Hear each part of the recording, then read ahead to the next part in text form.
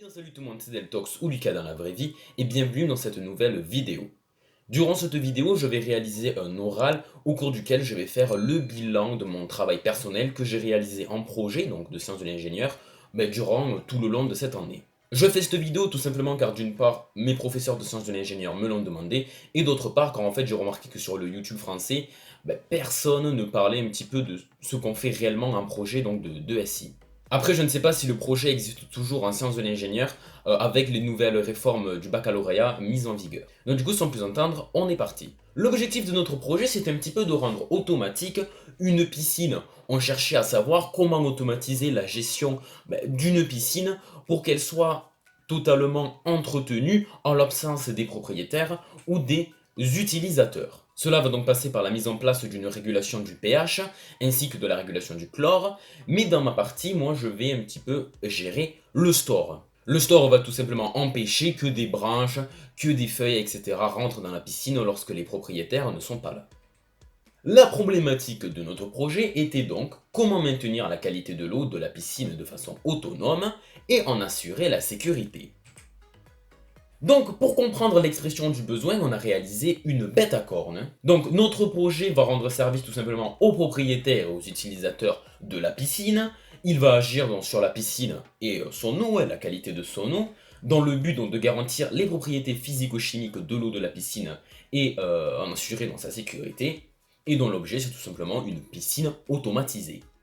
Donc personnellement, comme je l'ai dit, j'assure la partie du store qui va d'une part permettre la sécurité de la piscine pour éviter que des enfants ou des animaux de compagnie tombent dans celle-ci, mais également donc pour un petit peu améliorer la qualité de l'eau, voilà les branches, les feuilles, etc. qui peuvent s'accumuler dans l'eau. Donc voici l'extrait de mon cahier des charges. Donc ma tâche c'est ouvrir et fermer automatiquement ou manuellement le store en fonction de l'éclairage extérieur. Alors si il fait soleil, qu'il fait beau, alors le store de la piscine va s'ouvrir et donc pour cela il faut un palier de luminosité supérieure à 500 lux, à plus ou moins 5 lux.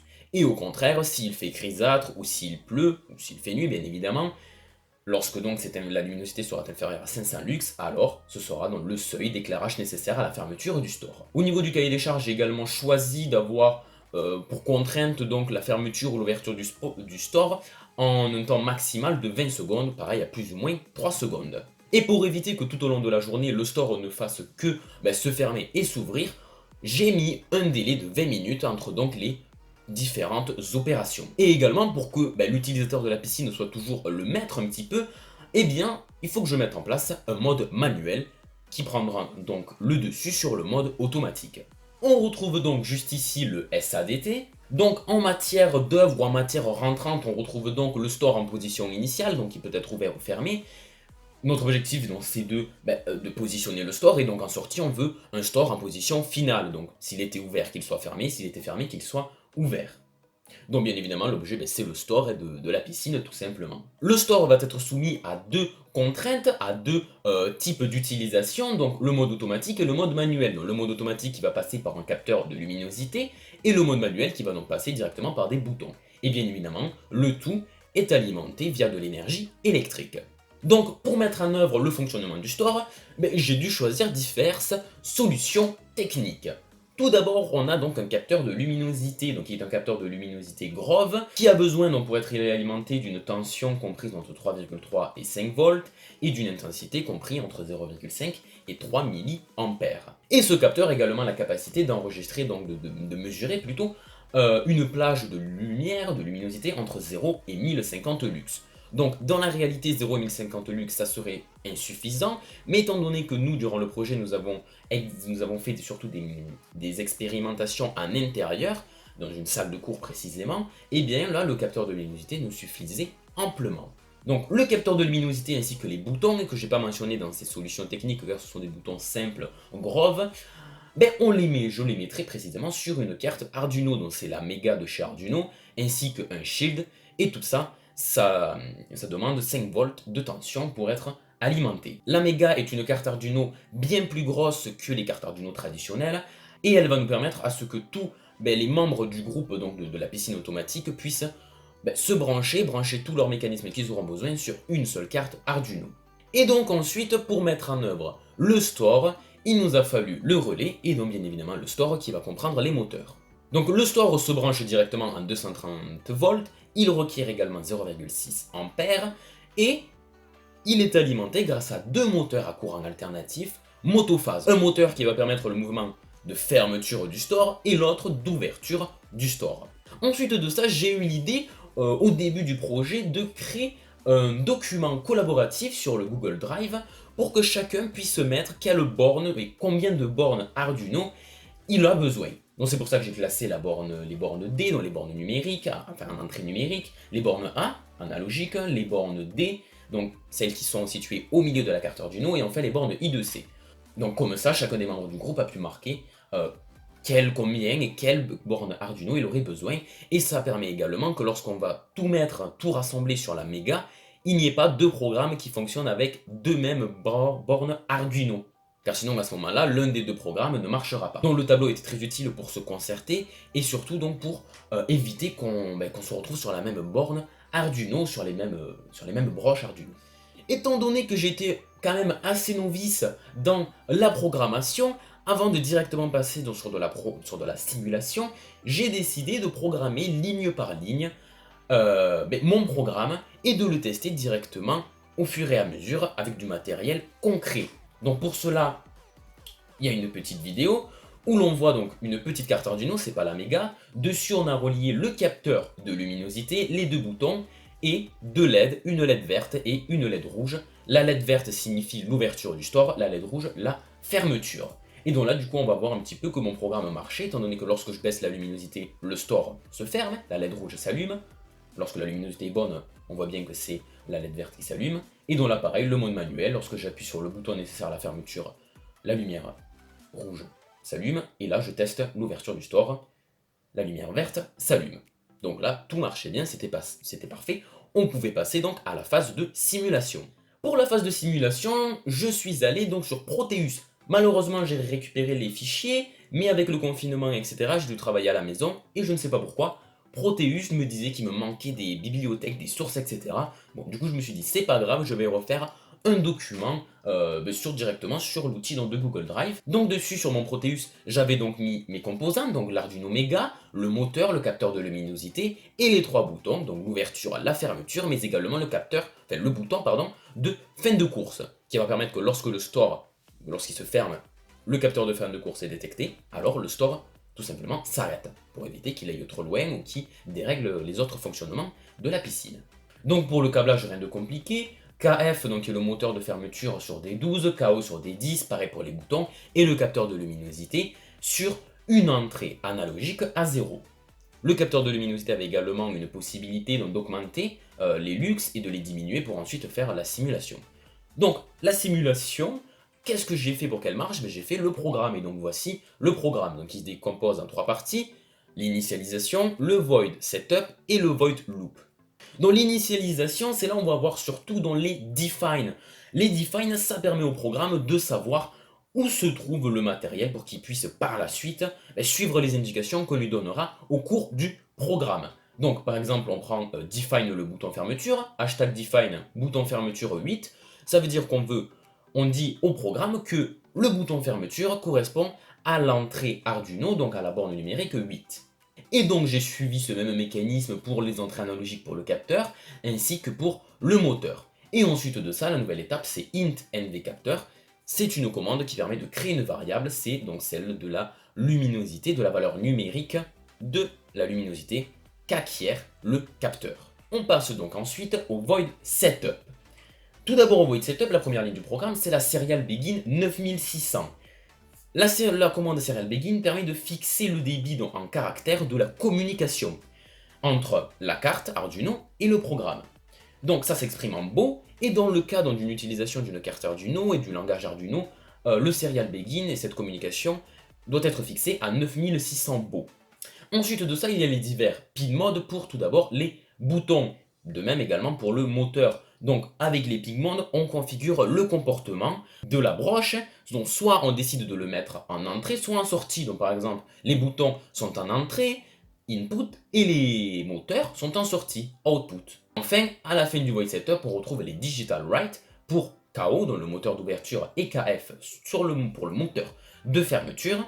Et donc digital write, c'est la commande qui permet d'alimenter ou non une broche donc, numérique. Donc, par exemple, moi, au début du mécanisme, je veux que les moteurs soient à l'arrêt, pour éviter qu'ils démarrent dès le début, qu'on branche ou qu'on mette en tension le store, ce qui serait vraiment problématique pour l'expérimentation. On passe donc ensuite au void loop. Première partie et donc deuxième partie. Donc on va tout d'abord s'intéresser à la première partie du programme. Donc je commence par une instruction while, donc tant que digital read égale A, donc tant que la broche numéro 8, donc qui correspond au capteur au bouton de fermeture est à l'état O, height, et que la distance est inférieure ou égale à 15, donc ça c'est dans le cas du capteur ultrason dont vous parlera Esteban, mais à ce moment-là, le capteur d'ultrason a détecté un objet à moins de 15 cm, donc KF et KO, les moteurs doivent être éteints. Le store ne doit absolument pas démarrer s'il détecte quelque chose. Par contre, while, donc tant que digital read 8, donc tant que le programme Arduino lit que la borne 8, enfin la broche 8, donc qui correspond au bouton de fermeture est à l'état O, donc l'utilisateur a voulu fermer le store, et qu'en plus de ça le capteur d'ultrason est d'accord, tous les signaux sont au vert, donc le moteur de fermeture va être à l'état haut, il va fonctionner, celui à l'état bas va ne pas fonctionner, être à l'état bas. Et donc on retrouve le même mécanisme avec le bouton d'ouverture juste ici, while digital read 6, donc 6 on l'a vu juste au-dessus, ça correspond au bouton d'ouverture du store. Et donc, lorsque l'utilisateur va ouvrir le store, on n'a plus besoin d'avoir une condition, s'il y a un objet ou non, puisqu'il va juste l'ouvrir. Et bien alors c'est KO, donc le moteur d'ouverture, qui va être à l'état haut, et à son tour KF, le moteur de fermeture, qui va être à l'état bas. On passe donc à la deuxième partie du programme, qui va notamment concerner le mode automatique. NV capteur égale analog read V capteur. Donc la première ligne du programme va donc convertir un signal numérique en analogique, donc V capteur, du capteur, et ensuite de ça, il va le mettre dans le moniteur d'Arduino, puisque je lui dis serial.print. Donc c'est la commande qui permet d'afficher du texte, des caractères directement dans le moniteur série de Arduino. Donc moi j'ai mis lumière égale, mais j'aurais pu très bien mettre le niveau de luminosité est 2. Et donc ensuite serialprint.ln, donc qui lui va nous permettre d'afficher directement des mesures d'une variable, donc même une variable tout court, donc NV capteur. Et donc du coup dans le moniteur série j'aurai lumière égale NV capteur, c'est-à-dire par exemple lumière égale 598 lux. Et donc ensuite le mode automatique intervient, donc si NV capteur dont la valeur numérique en lux que le capteur a détecté est inférieure à 500, c'est-à-dire il fait gris, il pleut, à ce moment-là, le moteur F doit être à l'état haut, il doit fonctionner, et le moteur KO, ouverture, doit être à l'état bas, il ne doit pas fonctionner. Et au contraire, c'est-à-dire si NV capteur est supérieur à 500 lux, alors faire l'inverse, le moteur fermeture est à l'état bas, le moteur à l'ouverture est à l'état haut, il fonctionne. Enfin, on passe à la dernière partie du void loop, la troisième partie. Celle-ci, je n'ai pas pu la tester expérimentalement avant le confinement. Elle correspond à la mise en place des boutons, enfin plutôt des capteurs, mais c'est réellement un bouton de fin de course. On retrouve donc le même mécanisme qu'au-dessus, si Digital Read 4, donc si le programme lit que le bouton 4, enfin le mécanisme 4 qui est attribué dans au bouton, puisque le bouton de fin de course est sur la broche numéro 4 de la carte Arduino, est à l'état haut, alors les deux moteurs doivent s'arrêter. Le store a étalé à la fin de sa course, le capteur de fin de course, et donc c'est fini, KO et KF doivent être à l'état bas. Et donc bien évidemment, à chaque fois, vous avez vu que je rajoute la commande delay 500, c'est pour laisser le temps au programme, tout simplement, de effectuer toutes ces actions sans qu'elles se chevauchent les unes aux autres. Ensuite de ça, donc une petite expérimentation qu'on avait filmée avant le confinement. Donc c'était le moment où on testait juste le store. Si donc lorsqu'on appuyait sur le bouton fermeture, ça se fermait, ou si on appuyait sur le bouton d'ouverture, ça s'ouvrait. Et également, on a pu relever le temps que mettait, à partir d'ici par exemple, que mettait le store soit à se fermer, soit à s'ouvrir. Donc voilà, vous voyez. On voit également juste ici une tige, parce qu'on avait mis un poids, étant donné que c'est un store à la base de volet battant qui a un mouvement tout simplement vertical, nous il nous le fallait à l'horizontale, et sans ce poids, tout simplement, le store n'avançait pas. Du coup, on a mis un poids, c'était un poids de 2 kg si je me souviens bien, et donc du coup il permettait au store de glisser sans forcer, sans buter contre tout type d'obstacle par exemple. Conclusion des expérimentations, bon c'est pas les conclusions définitives car avec le confinement on n'a pas pu donc finir entièrement les projets, mais déjà on a une conclusion, quelque chose qu'on peut faire entre donc l'expérimentation et le cahier des charges, donc c'est le temps nécessaire à l'ouverture. Donc, comme on l'a vu juste avant, on a trouvé un temps d'ouverture, de fermeture du store à 10,0 secondes précisément. Donc, on peut calculer l'écart entre l'expérimentation et le cahier des charges. Dans le cahier des charges, on avait dit je veux au maximum 20 secondes pour que le store s'ouvre et se ferme. Dans la réalité, on a eu 10 secondes, donc on conclut que dans l'expérimentation, avec le mécanisme que je propose, je vais 2 fois plus rapide que le cahier des charges, donc tout est bon, c'est bien. Pour cette contrainte-là, j'ai respecté le cahier des charges et je l'ai même amélioré. Donc voilà, j'en ai fini pour ma présentation, merci de m'avoir écouté. Et j'espère du coup que cette vidéo vous aura renseigné un petit peu sur ce qu'on fait en projet, vous voyez. C'est de la programmation, c'est de la simulation et de l'expérimentation. Et donc à la fin, il faut bien évidemment faire des conclusions par rapport entre normalement la simulation, l'expérimentation et le cahier des charges. Donc sur ce, je vous dis à très bientôt pour de prochaines vidéos. C'était Deltox, bye bye tout le monde.